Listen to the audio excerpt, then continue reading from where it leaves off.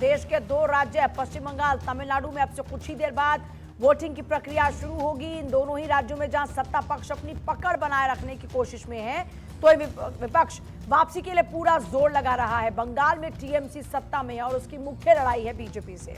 वहीं बात अगर लेफ्ट और कांग्रेस की जाए तो वो कहीं मुकाबले में है ही नहीं। वहीं तमिलनाडु की बात की जाए तो सत्ता पर डीएमके का कब्जा है और उसका मुकाबला है एआईडीएमके गठबंधन से।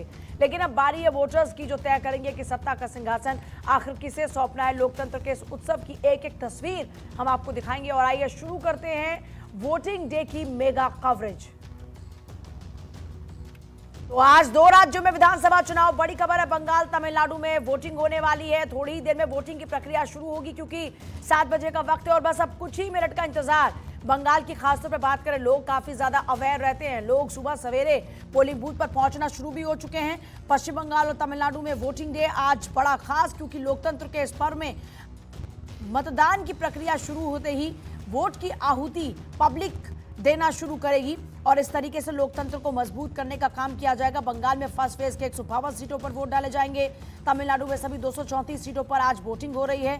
सुबह के 7 से शाम के 6 तक वोटिंग की प्रक्रिया संपन्न होगी। बंगाल में टीएमसी और बीजेपी के बीच मुख्य मुकाबला है और यहां सभी बूथ पर वेबकास्टिंग यानी कि लाइव मॉनिटरिंग होगी। राज्य की बाकी 142 सीटों पर दूसरे फेज में 29 अप्रैल को वोटिंग होगी। नतीजे 4 तारीख को आएंगे।